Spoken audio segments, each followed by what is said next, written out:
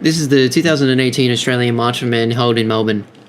Right now you can see there's a bit of a larger crowd gathered. This is the start of the speeches. There's a young man talking about his depression and his problems with mental health himself.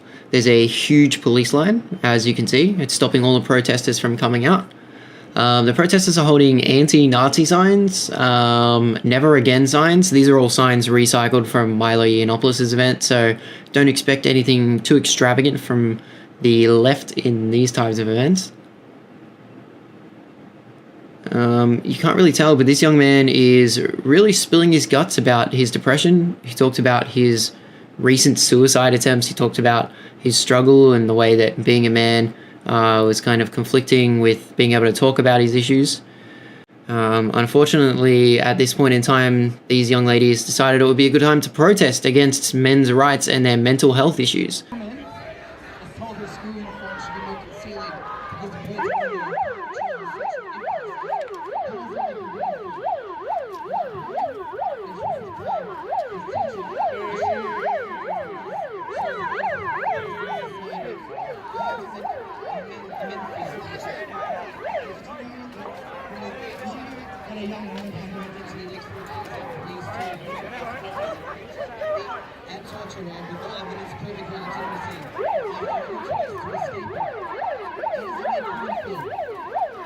Boys will be held accountable for science.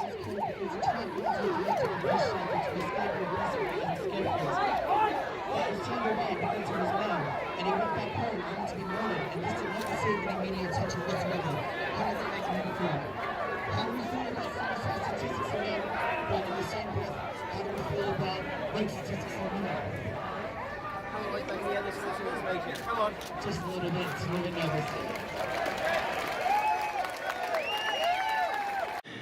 By sounding sirens and throwing pamphlets.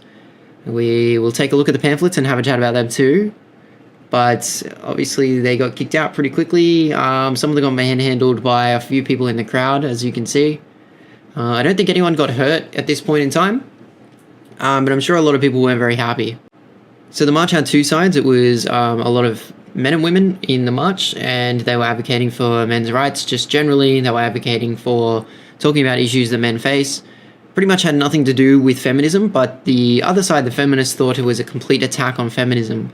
They ideologically believe that if you don't correct male issues the way that they want them corrected, you're wrong, and that feminists want to help men, but men are also still the problem. So generally, the crowd inside the event, everyone was super nice. Before the event, everyone was chatting to each other. A bunch of people came by themselves and were happy to talk to other people that were by themselves or with other groups.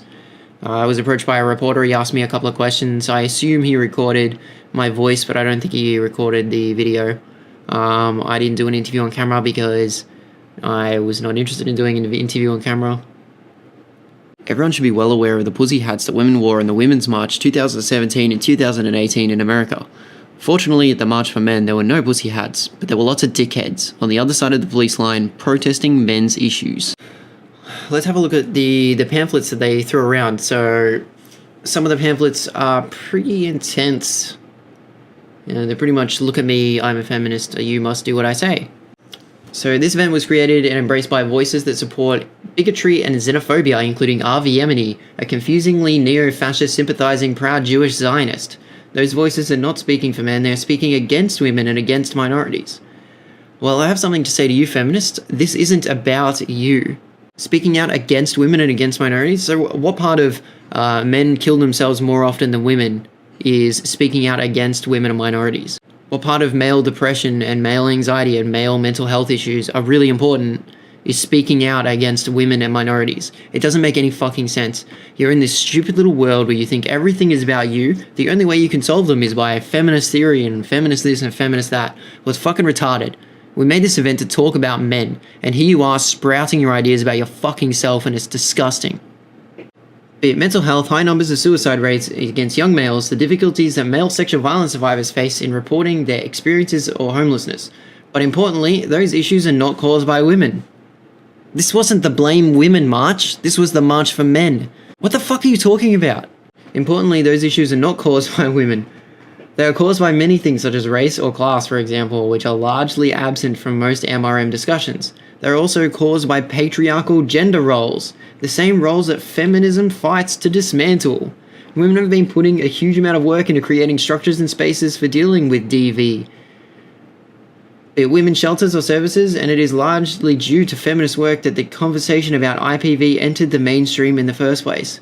Yeah, well done. Maybe feminism laid the foundation to talk about men issues, and now we're here stepping on your foundation and you're fucking annoyed about it because it's not about you anymore.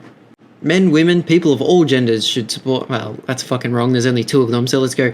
Men, women should support and work together on addressing those issues. Men's homelessness is not caused by virtue of them being men, it's caused by poverty, unequal distribution of resources, lack of government commitment, and to create affordable housing options from a plethora of other issues that many intersectional feminists also speak up about.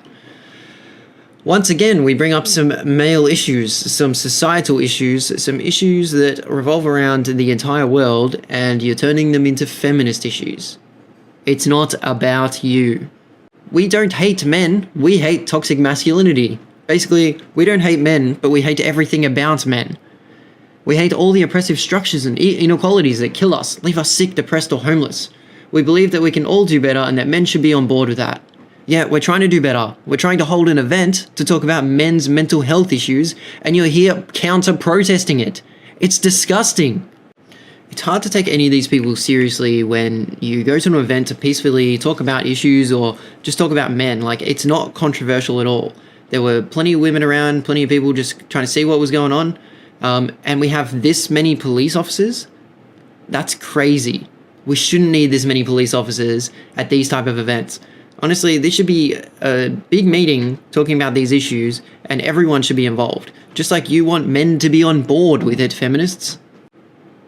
At this time in the march, just after I shut off the camera here, in about 30 seconds, one of the police officers was complaining that he was in a custody battle with his children, and that basically the left were being retarded, and he couldn't believe that we needed so much protection from these people, because he's suffering as well as a man, and he wants it fixed. He's a police officer. He's not going to harm his children. He's probably a really good dad. He's struggling in a custody battle, because men in court seem to not have equal rights. Women get them, like, I think men get them 30% of the time. And that might not even be full custody, that might just be majority custody. Thanks for sticking around with this video, guys. I'm going to chuck up a bit more footage about the day that I covered. Check it out if you will. Like, comment, subscribe. Thank you.